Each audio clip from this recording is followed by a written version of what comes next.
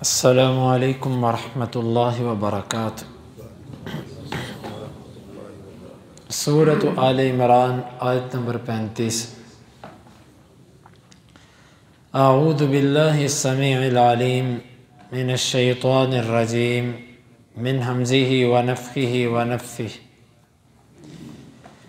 اذ جب قالت کہا امرأۃ بیوی نے عمران کی، ربی اے میرے رب، انی یقیناً میں نے نظر مانی ہے، لکا تیرے لیے، ما اس چیز کی، فی میں بطنی جو میرے بطن میں ہے، محررہ آزاد کیے جانے کی، فتقبل پس تو قبول کر، منی مجھ سے، انک یقیناً تو، انت تو ہی، السمیع خوب سننے والا ہے، العلیم خوب جاننے والا ہے۔ فلما پس جب وضعتها اس نے جنم دیا اسے، قالت وہ کہنے لگی، ربی اے میرے رب، انی یقیناً میں نے، وضعتها جنا ہے اسے، انثی مؤنث، واللہ اور اللہ تعالی، اعلم زیادہ جانتا ہے، بما اس چیز کو، وضعت جو اس نے جنا، ولیس اور نہیں ہے، الذکر مذکر، کالانثی مؤنث کی مانند، وانی اور یقیناً میں نے، سمیتها اس کا نام رکھا ہے، مریم، وانی اور بے شک میں، اعیذها اسے پناہ میں دیتی ہوں، بکا تیری، وذریتها اور اس کی اولاد کو، من سے، الشیطان شیطان، الرجیم رجم کیا ہوا۔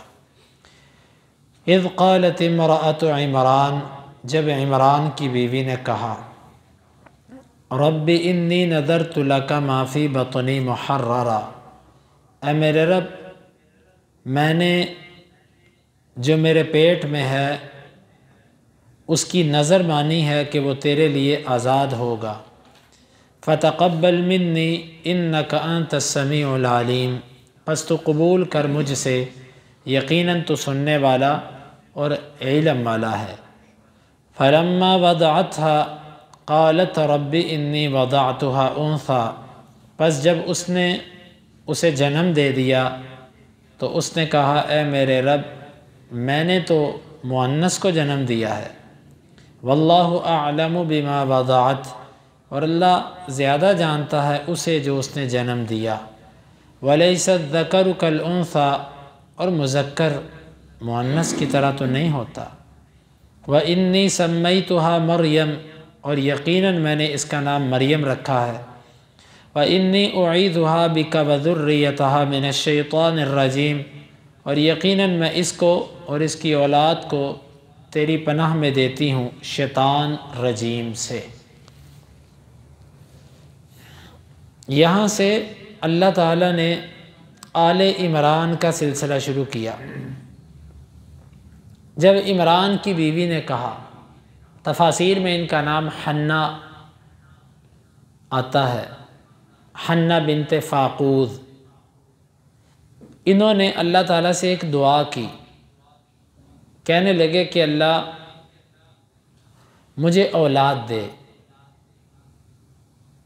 کافی اللہ تعالیٰ سے دعا کی، اور جب امید ہو گئی کہ اب اللہ تعالیٰ مجھے اولاد دے گا تو ساتھ ہی اپنی نظر کا بھی اظہار کر دیا، اے اللہ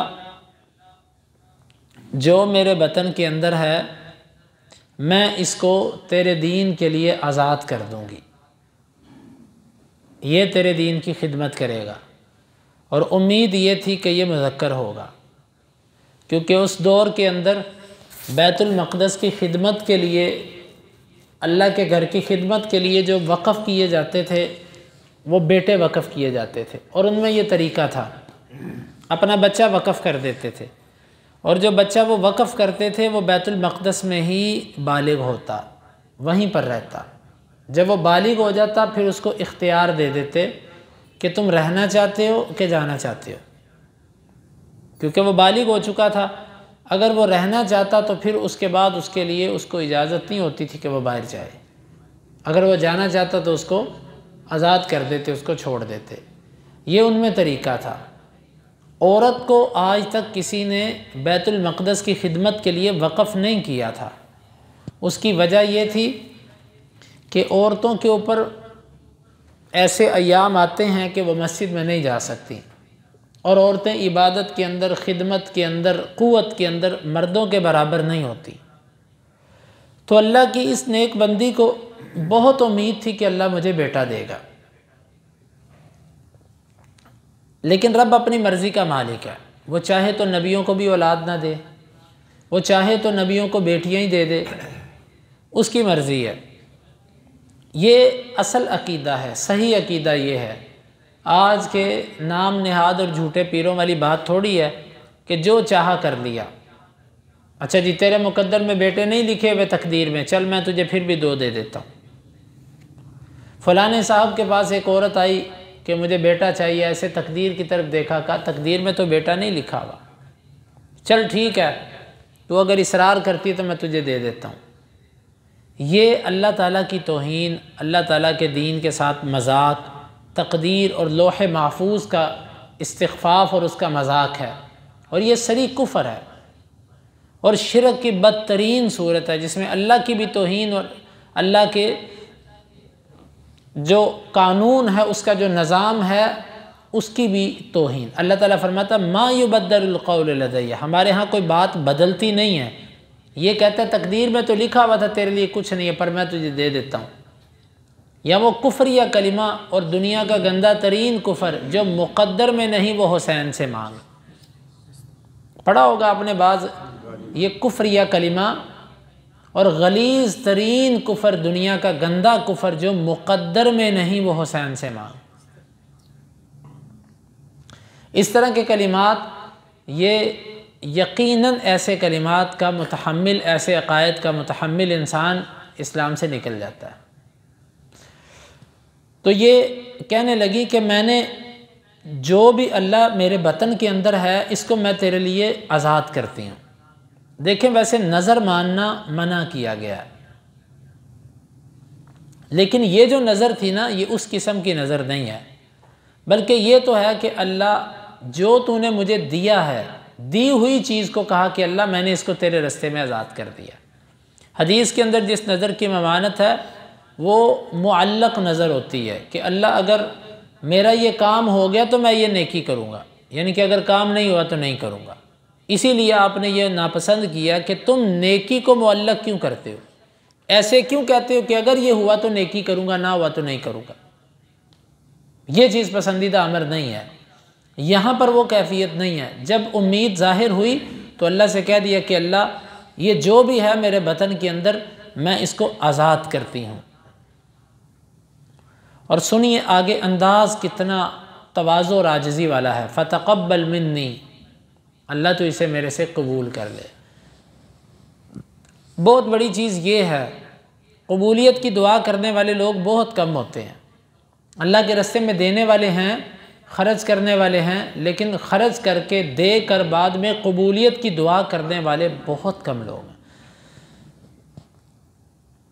اللہ سے دعا کرنی شروع کر دی، ابھی دیا بھی نہیں، بس نیت کی ہے، ساتھ ہی دعا شروع کر دی، تقبل منی، اللہ تو میرے سے اس کو قبول بھی کر لے، انک انت السمیع العلیم، اور اے اللہ یقیناً تو ہی سننے والا اور تو ہی جاننے والا ہے۔ یہ آزاد عورت تھی۔ جو لونڈی ہوتی ہے وہ یوں نظر نہیں مان سکتی، کیونکہ لونڈی کی جو اولاد ہوتی ہے وہ اس کی نہیں ہوتی، اس کے مالک کی ہوتی ہے۔ اور اس سے معلوم ہوا کہ بچوں کے مستقبل کے بارے میں اچھا فیصلہ عورت بھی کر سکتی ہے۔ اگر خاوند کو اعتراض نہ ہو تو عورت بھی اچھے فیصلے کر سکتی ہے۔ یہاں پر مریم کی جو والدہ تھی اس نے خود ہی نظر مانی، ذکر نہیں ملتا کہ یہ نظر عمران کی تھی، بلکہ یہ تو نظر تھی ان کی، اور یہ کہیں ذکر نہیں ملتا کہ انہوں نے جو ہے وہ ان کو حکم دیا ہو کہ تم ایسے نظر مانو۔ تو اسے معلوم ہوا کہ بچوں کے معاملے میں اچھے فیصلے جو ہیں عورت بھی کر سکتی ہے۔ لیکن اگر مشاورت ہو جائے تو بہتر ہے۔ یہاں پر تو عمران جیسا خامن تھا اور وہ نیک انسان تھا، اس وجہ سے اس نے فیصلے کے اندر کوئی رکاوٹ نہیں ڈالی، لیکن عام طور پر اگر ایسی موافقت نہ ہو پھر مشورہ کرنا چاہیے۔ باقی اگر اچھا فیصلہ عورت بھی کرتی ہے بچوں کے بارے میں تو ٹھیک ہے۔ یہ کتنا بڑا فیصلہ زندگی کا کہ میں نے اللہ کے لیے وقف کر دیا، اور اکیلی نے کر دیا یہ فیصلہ۔ فلما وضعتها، پس جب اس نے اس کو جنم دیا، قالت ربی انی وضعتها انثی، کہنے لگی اللہ میں نے تو مؤنث کو جنم دیا، یعنی جب بچہ پیدا ہوا تو کہا اللہ یہ تو مؤنث نکلا۔ واللہ اعلم بما وضعت، اور اللہ زیادہ جانتا ہے اس کو جو اس نے جنا۔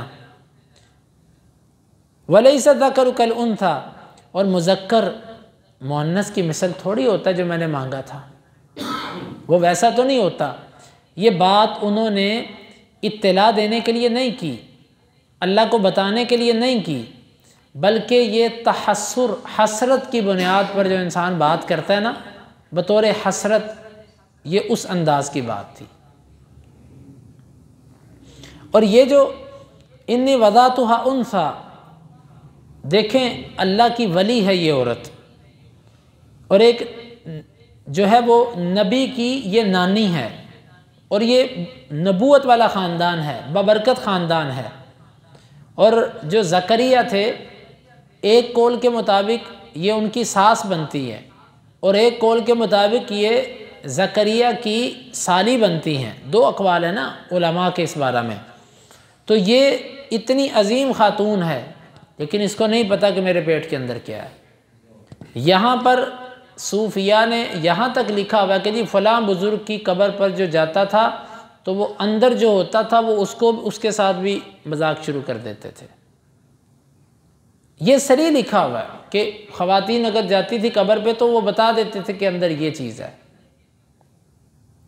اب یہ عقائد کیسے اسلام کے ساتھ ان کو جوڑیں گے آپ؟ کس طرح ان کو اٹیچ کریں گے آپس میں؟ اس نے اللہ کے لیے نظر مانی ہے، پیدا ہوا تو اس کو پتہ چلا یہ مؤنث ہے۔ تو یہ جو باتیں ہیں، یہ جو گفتگو لوگ کرتے ہیں، یہ سب کی سب، اور پھر ہم کرامت کے قائل ہیں، ہم ان چیزوں کو تسلیم کرتے ہیں، لیکن اس کے لیے جو شرطیں ہیں، پہلی شرط یہ ہے کہ بندے کا عقیدہ کتاب و سنت کے مطابق ہونا چاہیے، سب سے بڑی چیز۔ لیکن یہاں پر سب سے بڑی خرابی ہے، ان کرامات کو بتا بتا کے لوگوں کے عقیدے بگاڑے جاتے ہیں۔ ان کو کہا جاتا ہے دیکھا یہ اتنی کرنے والا، لہذا اب تم بھی اس سے مانگنا شروع کر دو، تم بھی اس سلسلے کے اندر منسلک ہو جاؤ، تم بھی بیعت ہو جاؤ اس سلسلے سے۔ ادھر تو گمراہ کرنے کے لیے جھوٹی کرامات سنائی جاتی ہیں۔ تو جب بیٹی پیدا ہوئی تو کہا کہ اللہ یہ تو مذکر نہیں ہے، مذکر جو ہوتا ہے وہ تو مؤنث کی طرح نہیں ہوتا۔ اس سے ثابت یہ ہوا کہ مذکر افضل ہوتا ہے، کس چیز میں؟ قوت میں، طاقت میں، صلاحیت میں، ان چیزوں میں۔ باقی ان اکرمکم عند اللہ اتقاکم، اللہ کے ہاں مکرم وہی ہے جس کا تقوی، جس کے اندر تقوی زیادہ ہے۔ یہ بات اللہ تعالیٰ سے کہی، لیکن جو بات کہی تھی وہ پوری کر دی، اس کو اللہ کے لیے وقف کر دیا۔ وَإِنِّي سَمَّيْتُهَا مریم، اور یقیناً میں نے اس کا نام مریم رکھا ہے۔ اس سے بھی دو تین باتیں ثابت ہوئیں۔ ایک بات یہ ہے کہ ماں بھی بچے کا نام رکھ سکتی ہے، ضروری نہیں کہ باپ یا کوئی اور ہی رکھے، ماں کو بھی حق ہے، اس کا بچہ ہے۔ میں نے اس کا نام مریم رکھا ہے۔ دوسری بات یہ ہے کہ پیدا ہوتے ہی بچے کا نام رکھنا، وہ جو 7ویں دن کی روایت آتی ہے نا ترمذی، ابو داود وغیرہ کے اندر، جس میں یہ آتا ہے، ایک میں تو یہ آتا ہے نا کہ مسند احمد وغیرہ کی روایت کہ میرے گھر پہ پیدا ہوا بیٹا ابراہیم اور میں نے اس کا نام 7ویں دن جو ہے نا وہ ابراہیم رکھا، وہ تو روایت ضعیف ہے، کیونکہ صحیح بخاری کے اندر آتا ہے آپ صلی اللہ علیہ وسلم نے فرمایا کہ گزشتہ رات میرے گھر پہ بچہ پیدا ہوا اور اس کا نام میں نے ابراہیم رکھا ہے، اپنے والد کے نام پہ۔ 7ویں دن سے پہلے بھی نام رکھا جا سکتا ہے۔ تو یہاں پر بھی جیسے ہی بچہ پیدا ہوا اور کہا کہ میں نے اس کا نام مریم رکھ دیا، بلکہ بچے کے پیدا ہونے سے بھی پہلے نام رکھا جا سکتا ہے، جس طرح کہ زکریا کو اللہ تعالیٰ نے جب پیشین گوئی دی تھی تو اللہ تعالیٰ نے فرمایا تھا کہ ہم نے اس کا نام یحییٰ رکھ دیا ہے، ابھی پیدا بھی نہیں ہوا، اسمہ یحییٰ، اس کا نام یحییٰ ہے۔ تو یہ 7ویں دن والی روایت، پہلی تو بات ہے کہ اس کی سند کے اندر اگر وہ جو ترمذی اور ابو داود کی روایت ہے تو اس میں مفسرین نے لکھا کہ یسمّا کی جگہ پر یدما یا یدما کے لفظ ہیں کہ وہ اس کا معنی اور بنتا ہے، اس کا معنی نام والا نہیں بنتا، لہٰذا 7ویں دن نام رکھنا یہ سنت والا عمل نہیں ہے۔ نام کسی بھی وقت میں رکھا جا سکتا ہے، فوری بھی رکھا جا سکتا ہے اور سوچو بچار کے اندر کچھ تاخیر بھی ہو سکتی ہے۔ البتہ جو عقیقے کا مسئلہ ہے وہ 7ویں دن ہے، ختنے بھی تقدیم و تاخیر ان میں کی جا سکتی ہے، اگر بچے کی صحت اس قابل نہیں ہے تو اس کو لیٹ کیا جا سکتا ہے، کوئی ضروری نہیں 7ویں دن کرنا۔ تو میں نے اس کا نام مریم رکھا ہے۔ مریم اس زبان کے اندر عبادت کرنے والی عورت کو کہا جاتا تھا، بہت زیادہ عابدہ، میں نے اس کا نام مریم رکھا ہے۔ وَإِنِّي أُعِيدُهَا بِكَ وَذُرِّيَّتَهَا مِنَ الشَّيْطَانِ الرَّجِيمِ۔ اور دیکھیے یہ ہوتی ہے اصل ماں باپ ہونے کا حق ادا کرنا۔ ساتھ ہی اللہ سے دعائیں بھی کی، اللہ میں اس کو اور اس کی ذریت کو تیری پناہ میں دیتی۔ آج لوگ بچے تو مانگتے ہیں اللہ سے، لیکن بچے لینے کے بعد ان کو اللہ کی پناہ میں نہیں دیتے۔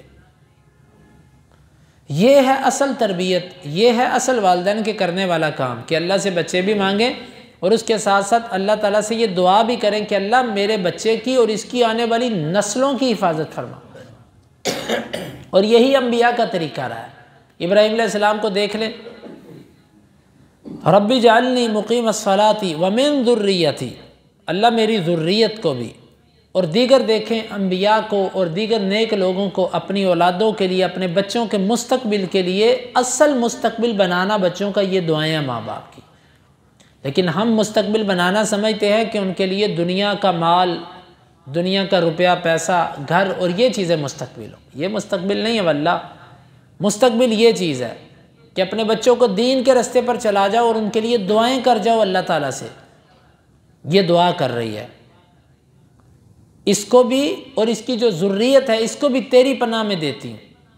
پھر اللہ نے اس دعا کو ایسا قبول کیا، حدیث کے اندر آتا اللہ کے نبی صلی اللہ علیہ وسلم نے فرمایا کہ جو بھی بچہ پیدا ہوتا ہے شیطان اس کو چھوتا ہے، اس کو تکلیف پہنچاتا ہے، فَيَسْتَحِلُّ صَارِخًا، وہ بچہ چیختے ہوئے روتا ہے۔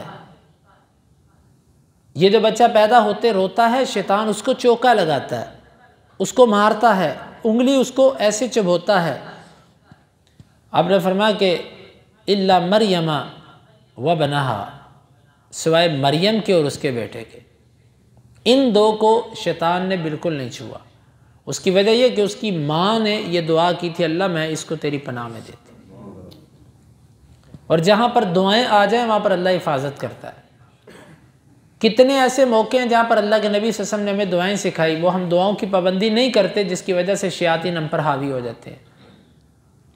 یہ بیت الخلاء میں جاتے وقت دعا نہیں پڑھی، حصار کمزور ہو گیا، صبح شام کے اذکار نہیں کیے، حصار کمزور ہو گیا۔ اور بعض دفعہ ایسے ہوتا ہے آپ نے اذکار پورے کیے لیکن پھر آپ پر حملہ ہو گیا، آپ کہتے ہو یہ کیا ہو گیا، میں تو اذکار پورے کر رہا ہوں۔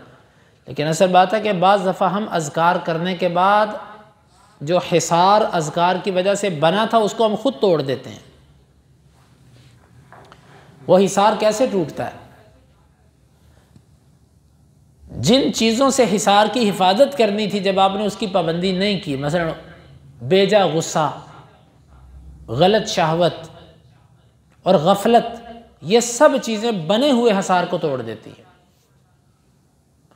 خالی ذکر اذکار کر کے حصار بنانے سے غافل نہیں ہو جانا، اس کے بعد اس حصار کی پوری حفاظت کرنی ہے کہ کسی طرح یہ ٹوٹ نہ جائے، یہ ضروری ہوتا ہے۔ تو اللہ تعالیٰ سے دعا کی، اللہ میں اس کو تیری پناہ میں دیتی ہوں اور اس کی ذریت کو بھی تیری پناہ میں دیتی ہوں، من الشیطان الرجیم، شیطان سے جو کہ مردود ہے۔ اور پھر اللہ تعالیٰ نے اس کو کس طرح قبول کیا وہ انشاءاللہ اگلی آیت مبارکہ کے اندر اللہ تعالیٰ سے دعا ہے، اللہ تعالیٰ اس آیت مبارکہ کو سمجھنے کی اور اس کے تقاضوں کو پورا کرنے کی توفیق عطا فرمائے۔